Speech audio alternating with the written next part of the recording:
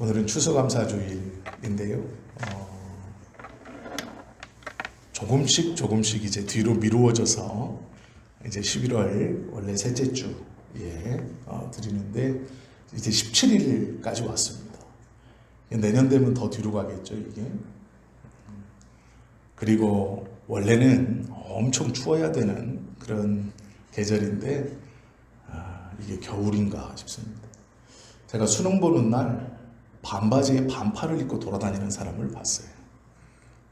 그 전까지는 수능을 보면 영하로 떨어집니다. 엄청 춥습니다. 그랬는데 여러 가지 이상한 일들이, 기후들이 좋지 않은 것들을 우리가 좀 보게 되죠. 오늘 말씀은 이사야 43장 14절에서 28절까지 우리가 함께 보는데요. 이 말씀은 이스라엘 백성들에게 하나님께서 회복을 다시 약속해 주시는 그러한 말씀입니다. 힘들고 어려워하는 또 절망 속에 있는 이스라엘, 특별히 바벨론의 포로와 노예 생활을 하고 있는 이스라엘에게 하나님께서 걱정하지 마라, 내가 너와 함께 있다 라고 말씀하시고 기억할 것이 있다. 그것은 예전 너희의 조상들이 애굽에서 종살이를 할 때 내가 바다에 길을 내고 광야에 길을 내며 그들을 구원해냈으니 그것을 기억해라 라고 말씀하시면서 출발하고 또 시작하는 그런 위로의 말씀이죠. 이 말씀을 가만히 보면 우리가 집중하고 또 꼭 기억해야 하는 중요한 두 단어가 있습니다. 그것을 좀 함께 보려고 하는데요. 하나님은 먼저 이 말씀을, 이 위로를 주시면서 14절에서 17절까지 출애굽을 기억하면서 내가 나의 백성들을 한시도 잊지 않고 내가 그들과 함께하고 내가 그들을 구원해 주었듯 너희 이스라엘을 잊어버리지 않는다. 너희의 조상들이 출애굽을 경험했던 것처럼 너희도 귀한 것들을 경험할 것이니 출애굽의 사건, 너희의 선조들에게 들었던 그 이야기들을 잊지 말고 꼭 기억해라 말씀하시는 것이 14절부터 17절까지의 가르침입니다. 그런데 문제가 있습니다.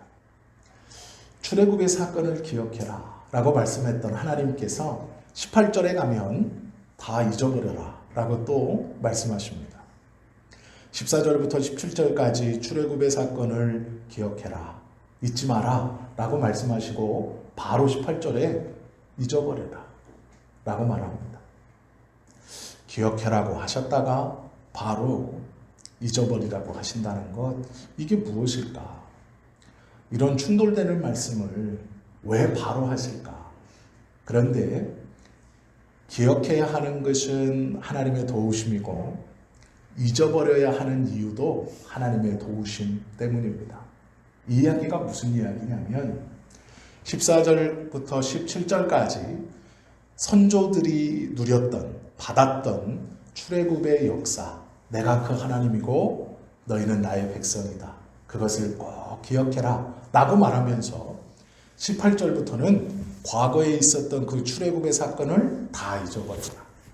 이유는 내가 너희에게 말로만 듣고 경험해보지 못했던, 간접적으로 들어서 알았던 내가 이스라엘에게 베풀었던 그 역사, 그 기적이 아니라 다 잊어버려라. 이제 내가 너희에게 새 일을 행할 것이다. 과거와는 비교할 수 없는 전혀 다른 일을 이제 너희에게 지금부터 행할 것이니 너희가 과거에 들었던 나에 대한, 내가 이스라엘에게 베풀었던 그 어떠한 것도 기억할 필요가 없다. 너희들은 지금부터 내가 너희들에게 베풀 새 일, 이것들을 기억해야 한다. 이렇게 말씀하시는 거죠. 기억해라 하셨던 이유도 은혜 때문이고 하나님의 하신 일 때문이고, 곧 잊어버려라 하시는 것도 하나님이 행하실 새 일 때문에 그렇다라는 것이죠. 나는 너의 하나님이다, 이것을 기억해라. 그러나 너희는 과거의 나를 다 잊어라. 오늘부터 내가 너희에게 새 일을 행할 것이다. 관점이 어딘가에 따라서 하나님께서 기억해라, 잊어버려라 라고 말씀하시는 거죠. 이것이 모순된다고 생각하시면 안 되는 것이 하나님의 역사를 기준으로 보았을 때 하셨던 일, 그리고 이제 행하신 일, 하셨던 일을 기억하여 행하는 나를 신뢰해라. 그리고 내가 그것을 행할 것이니 과거에 너희가 들었던 그 모든 것들을 다 잊어버리고 지금부터 내가 너희를 위해 행하는 새 일만을 기억해도 충분하다. 그것으로 충분하다라고 말씀하시는 겁니다. 우리가 하나님의 은혜를 경험했던 지난 날들, 그것들을 기억하고 감사하며 또 그것을 바탕으로 오늘부터 나에게 새로운 일을 행하실 하나님을 기억하는 것은 중요합니다. 그러나 오늘부터 하나님께서 우리에게 새 일을 행하신다. 그것을 내가 신뢰하고 믿는다면 어제까지 나의 모든 삶을 하나님과의 어떠한 것도 다 잊어버려도 상관없다라고 말씀하시는 거죠. 그러나 조건이 있습니다. 그 조건이 무엇입니까? 오늘부터 내가 너희에게 행할 새 일을 믿고 있는 사람, 그것을 신뢰하는 사람, 잊어버리지 않는 사람, 이 말을 쉽게 하면 날마다 기억하는 사람. 새로운 하루를 시작할 때 하나님, 오늘 나에게 일하실 어제와는 다른 하나님의 새로운 일, 그 새 일, 그것이 오늘 나의 삶에 이루어질 줄 믿습니다. 하고 신뢰하는 사람은 자신의 어제의 삶에까지 있었던 그 모든 것들을 잃어버려도 된다라고 말씀하시는 거예요. 매일매일 새 일을 행하실 그 하나님을 신뢰하고 살아가는 자는 그래도 된다. 그러기에 그것을 신뢰하는 자는 어제까지의 마음 아픔, 어제까지의 부족함, 어제까지의 잘못과 연약함을 잃어버려도 됩니다. 기억하지 못해도 됩니다. 오늘 나를 위해서 새 일을 행하실 하나님을 온전히 신뢰한다면 어제까지의 어떠함을 다 잊어버려도 괜찮다라고 말씀하십니다. 그러나 그 각오 없이 오늘 하루를 시작했으니까 될 대로 되겠지 라는 사람에게는 이 말씀이 어떤 말씀인지 이해하지 못해요. 그저 내가 과거에 누렸던 것, 그저 내가 과거에 받았던 은혜, 그것만을 돌아보고 그때가 좋았지 라고 추억하며 살 수밖에 없습니다. 그러나 그것은 오늘 우리에게 새 일을 행하실 하나님을 기대하지 못하는, 신뢰하지 못하는 거예요. 이사야 43장은 그 말씀을 하고 있습니다. 하나님이 우리를 통해 새 일을 행할 것이다. 우리를 위해 새 일을 행하실 것이다. 그러므로 어제까지의 하나님을 잊어도 좋다. 새 일을 행하실 이 하나님의 놀라운 역사가 우리 앞에 펼쳐지니 그것을 신뢰하고 믿는다면 어제까지의 하나님의 귀로 들었던 그 역사 잊어버려도 문제없다. 왜요? 오늘부터 행하실 이 놀라운 일이 너무나 크고 너무나 귀하고 너무나 행복하고 복된 일일 것이기 때문에 그렇습니다. 바라고 원하기는 우리 모두가 매일매일 나의 삶을 통해 새 일을 행하시는, 나를 포기하지 않고 나와 함께 동행하시며 나를 지켜주시는 그 하나님의 새 일을 기대하며 어제까지의 연약함, 부족함을 잊고 매일매일 하나님을 신뢰하고 다시 그 하나님의 은혜를 붙드는 정말 놀라운 성도의 삶을 살아가실 수 있기를 예수님의 이름으로 축원합니다. 출애굽의 사건을 기억해야 하고 또 그 출애굽의 사건을 잊어버릴 만큼 새로운 일을 행하실 것이다 라고 말씀하고 있죠. 하나님을 믿는 사람들은요, 매일매일 탄성을 준비하며 살아야 합니다.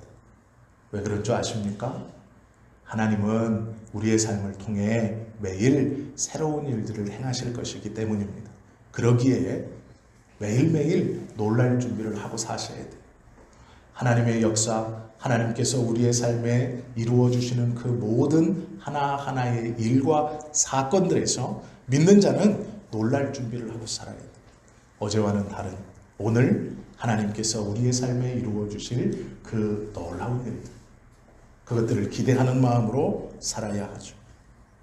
과거에는 물을 갈라 길을 내셨다면 오늘 표현대로라면 사막에 길을 내어 전혀 다른 일을 행할 것이다 라고 말씀하시기 때문이죠. 물을 갈라 길을 내시는 것도 생각지 못했고 놀라운 일인데 사막에서 길을 내시고 사막에서 물이 터지게 하시고 그 모든 생명의 물을 모든 이에게 마시게 하신다는 이 놀라운 약속은 우리가 생각해보지 못했던 하나님께서 행하시는 새 일입니다. 그것을 기대한다면 놀랄 준비를 해야 돼요.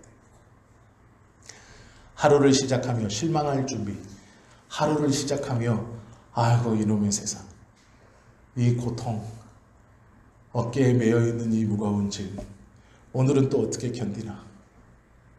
아침에 일어나서 그렇게 절망하시고 그렇게 힘들어하실 게 아니라 새 일을 행하시는 하나님, 과거에 내가 들었던 하나님은 바다를 갈라 길을 내신 하나님인데 상상하지 못하는 오늘날의 하나님은 사막에 길을 내시고 생수를 내어주시는 그 하나님이시니 광야 같은 세상, 사막 같은 삶에서도 하나님의 길을 내심과 하나님의 생수가 터짐을 기대하는 것이죠.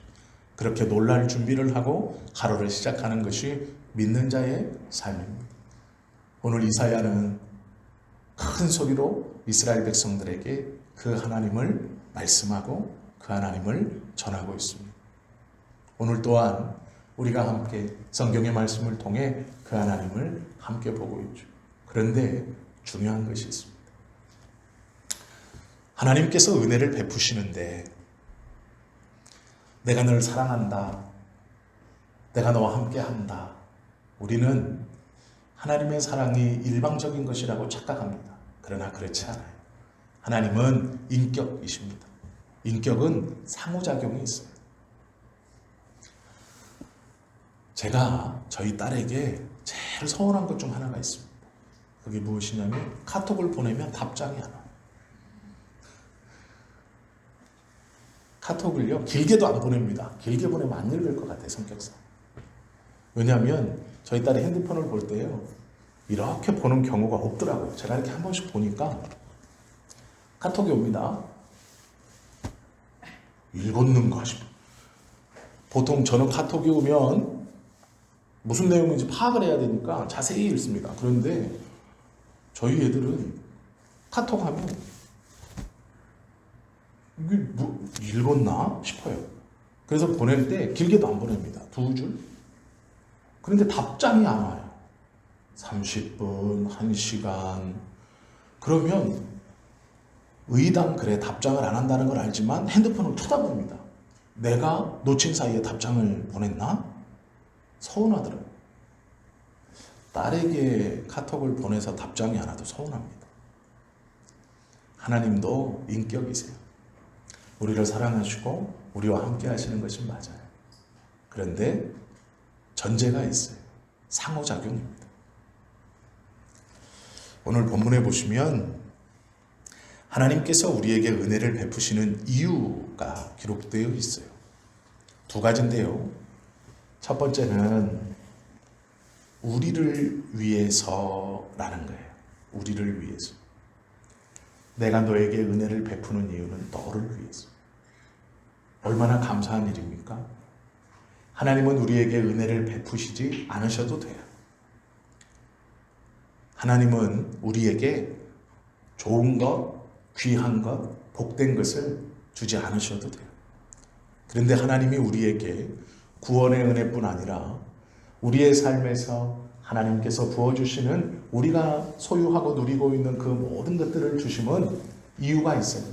너희를 위해서. 하나님이 먼저 우리를 위하세요.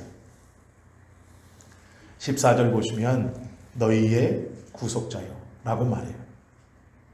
15절 보시면 나는 여호와 너희의 거룩한 여 라고 말해요. 너희를 위해서.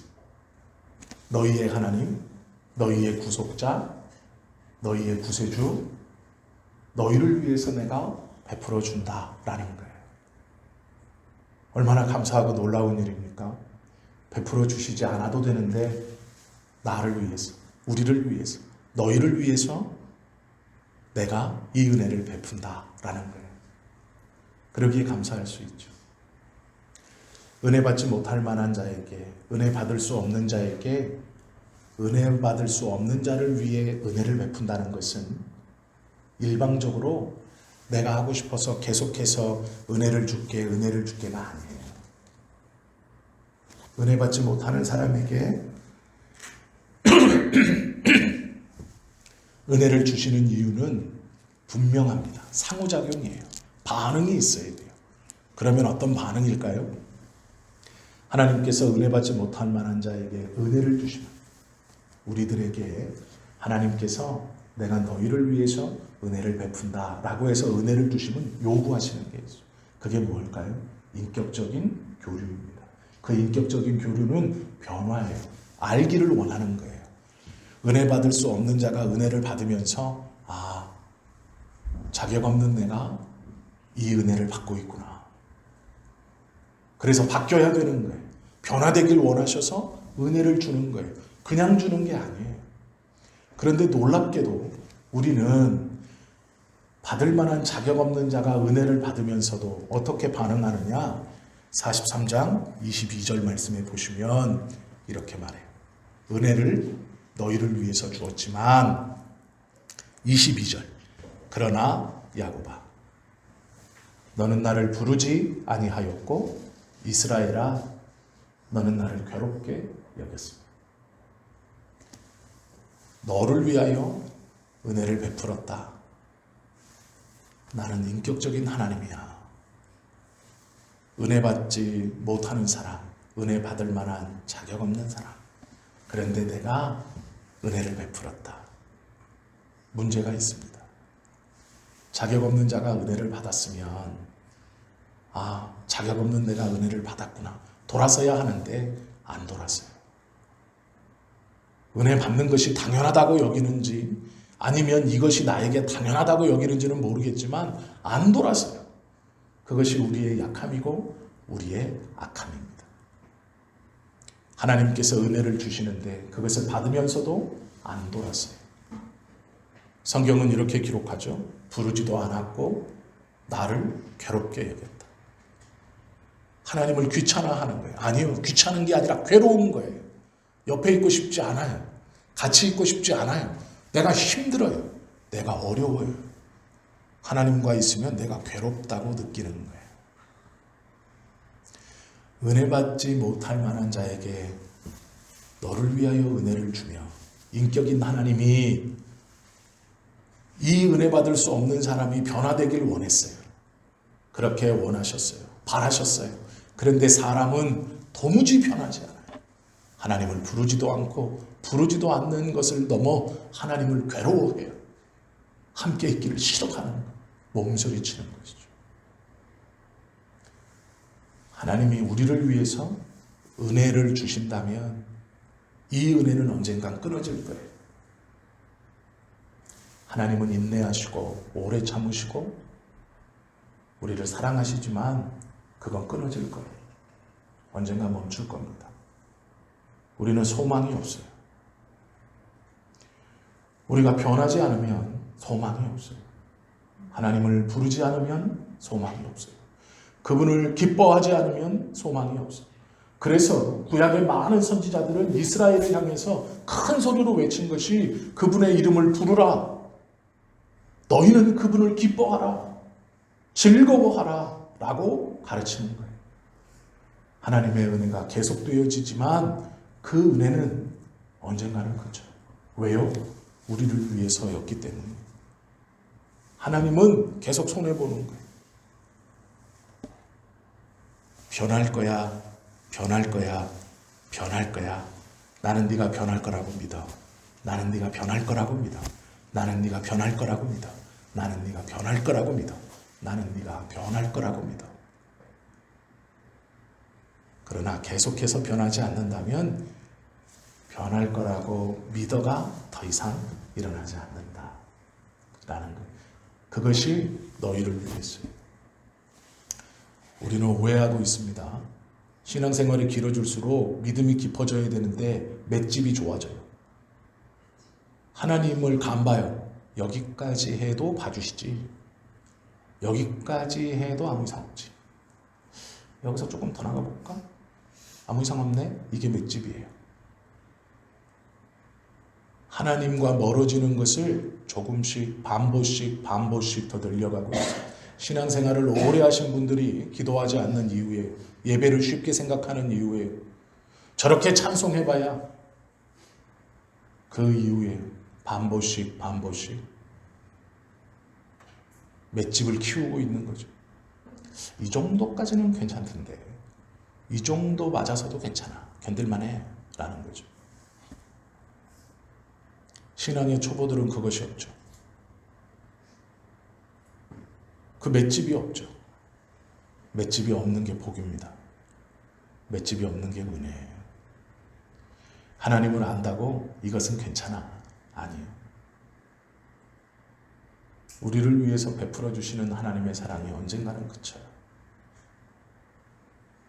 바벨론의 포로 생활을 하면서 하나님께서 내가 너희에게 복을 주겠다, 내가 이런 사랑을 베풀었다라고 되새김해 주시지만 이스라엘은 하나님을 부르지 않고 하나님을 괴로워해요. 그러면 이 사랑이 끊어지겠죠. 이게 무슨 말인가? 너무 쉽게 얘기해 보시면 알아요. 우리가 자녀를 키우면서 만약 그런 생각은 안 하지만 자녀를 키우면서 내가 돈을 벌어서 얘를 가르치고 좋은 대학에 보내고 좋은 회사에 취직할 수 있도록 기도도 하고 내가 열심히 벌어가지고 얘를 밀어주는데 그 이유가 내 노후를 얘가 책임져 주겠지 하고 키운다면 어떤 마음이 들겠어요? 나한테 조금 서운하게 하면요, 못 견뎌요. 야, 내가 너 어떻게 키웠는데? 내가 너 어떻게 뒷바라지 했는데? 아빠가 너 어떻게 키웠는데? 엄마가 너 어떻게 키웠는데? 라고 말하죠. 내가 너 어떻게 대학 보냈는데? 우리는 그게 당연하다고 생각하죠.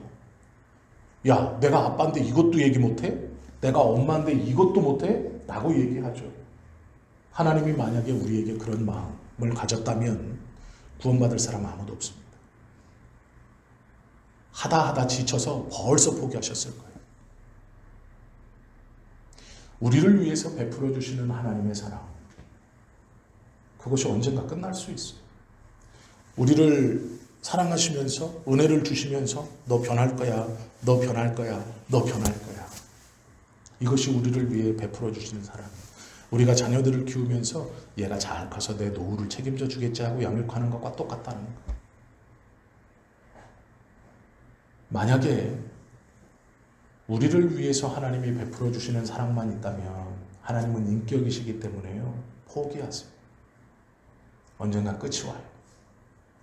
아무것도 할 수 없는 날, 아무런 은혜가 없는 날, 정말 메말라서 아무것도 할 수 없는 날. 우리는 다 경험해 보셨잖아요. 정말 힘들면 울음도 안 나와요.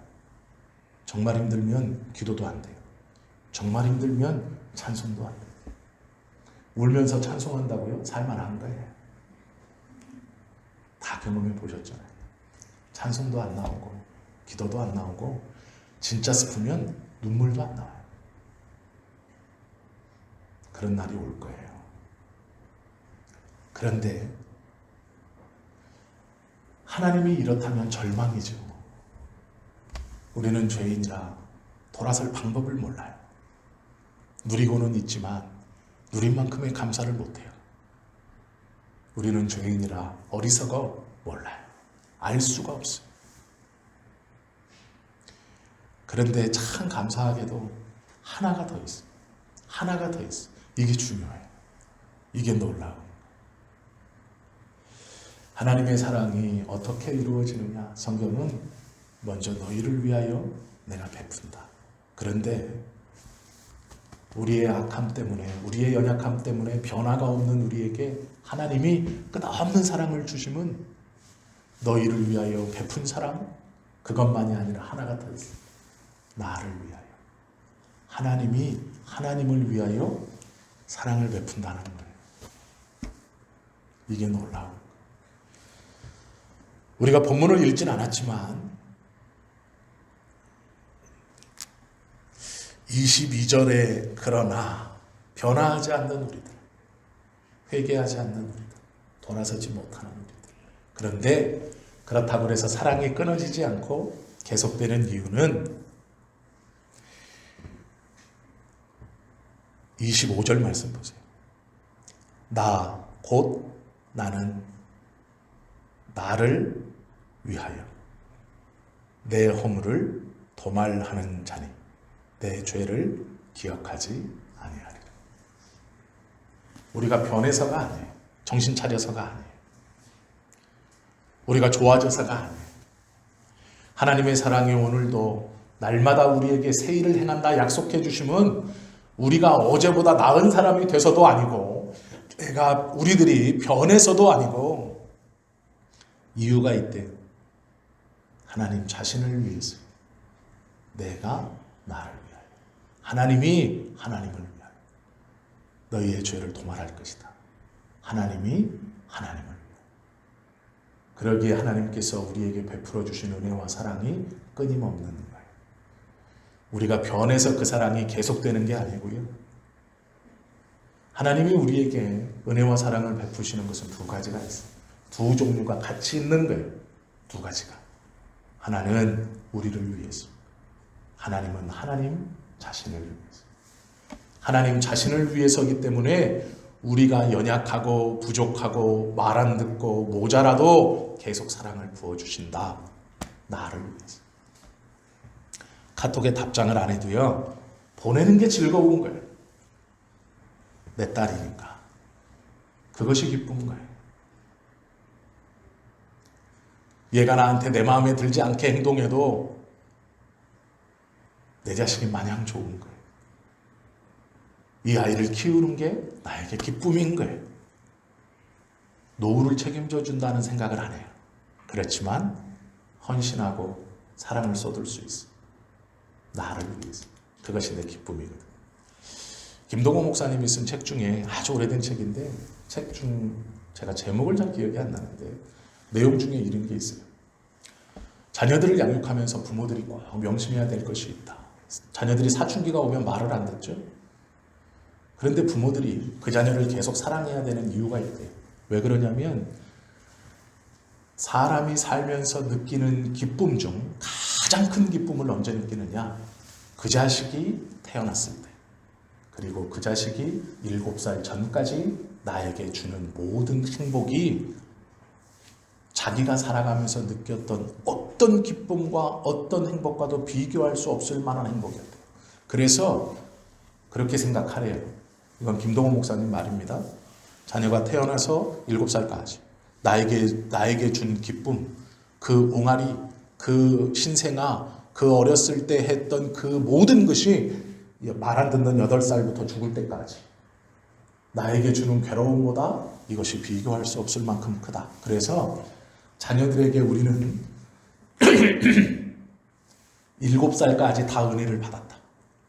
8살부터는 고통만 있다. 그래도 7살까지 충분히 받았으니 자녀들을 사랑해라라는 무슨 말씀인지 이해가 되죠. 저는 그 얘기를 듣고 깜짝 놀랐어요. 아, 그래야 되는 거. 어렸을 때 마냥 이뻤거든요. 마냥 좋았거든요. 태어났을 때 그 기쁨을 다시 생각해봤어요. 얼마나 기뻤는지. 남들과 비교해서는 좀 못생겼었지만 기뻤어요.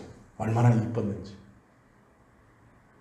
그 글을 읽고 큰 걸 배웠어요. 그렇구나. 태어났을 때 내가 느꼈던 그 기쁨.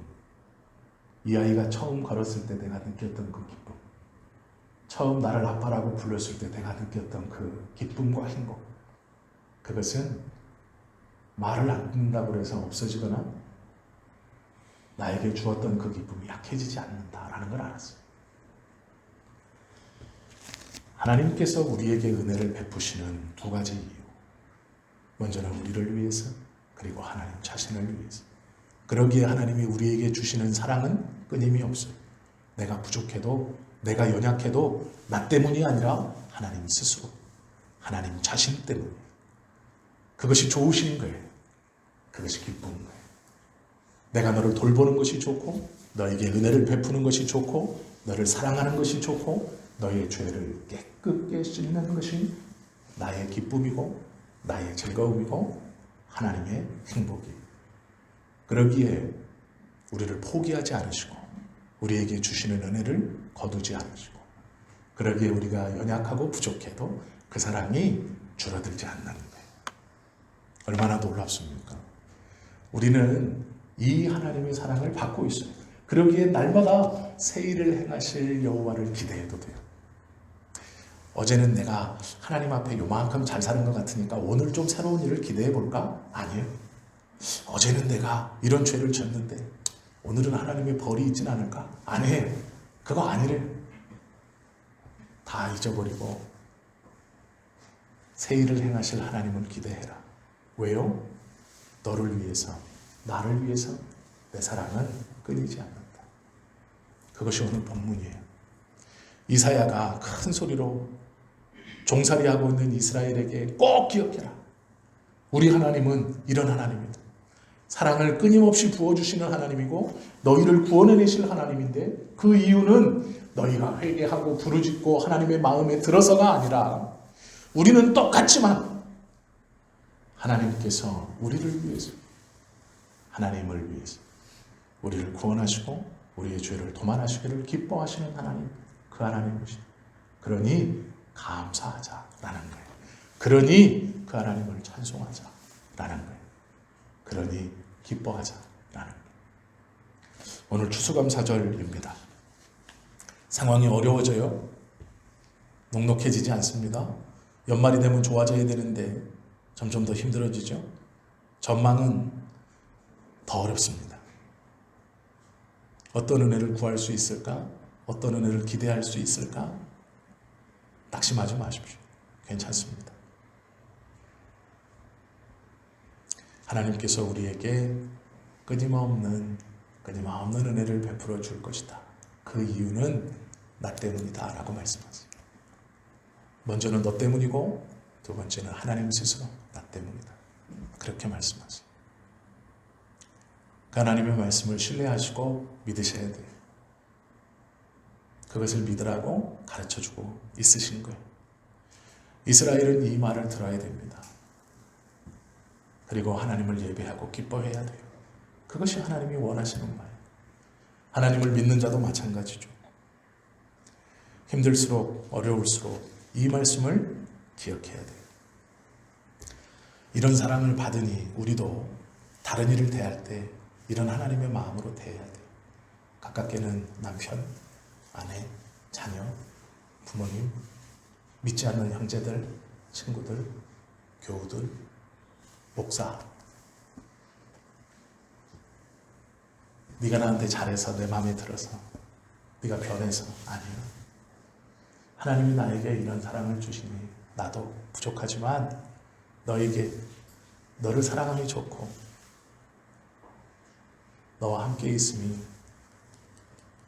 네가 어때서가 아니라 하나님께 받은 이 사랑이 기뻐서 똑같이 나도 어렵고 힘들지만 흉내내볼게. 그게 하나님의 마음이고 하나님의 뜻이니 내가 해볼게. 너에게. 여전히 너는 마음에 안 들지만 그렇게 살아가는 거예요. 그런 은혜를 받는 것을 알아야 되고 그렇게 살아가라는 거예요. 주변에 마음에 들지 않고 부족한 사람이 있다면 그것이 하나님이 묶어주신 떨어질 수 없는 혈연관계에 있거나 가족관계에 있거나 우리 믿음의 형제 안에 있다면 그런 마음들을 가지셔야 돼요. 누리는 것뿐만 아니라 그것을 실천하며 살 수 있어야 돼요. 그것이 성경이 우리에게 말씀하시는 하나님의 마음이고 믿는 자의 삶의 모습이에요. 당신이 나를 이렇게 배반할 수 있어 라고 생각하면 단절이에요. 끊어지는 겁니다. 그러나 그 사람과 상관없이 하나님이 나에게 이러한 은혜를 베풀어 주시니 나도 또한 마찬가지야. 행동할 수 없으면 기도부터 하세요. 하나님 앞에 글을 놓고 기도하세요. 그 마음이 없어지면 안 됩니다.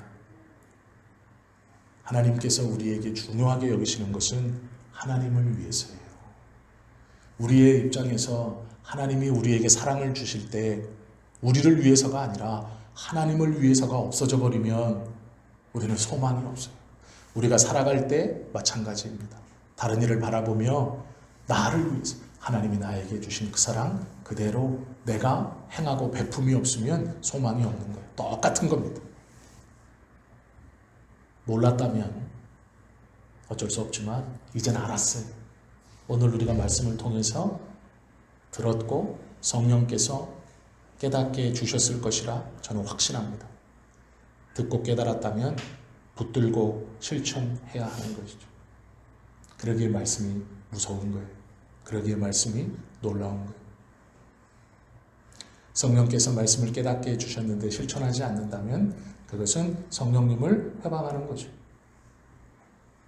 그런 마음 품을 수 있도록 기도하시고 혹여 힘들고 어려운 가운데 있다면 하나님이 나에게 부어주시는 사랑이 끊이지 않는다. 베푸신 은혜가 줄지 않는다. 꼭 신뢰하세요.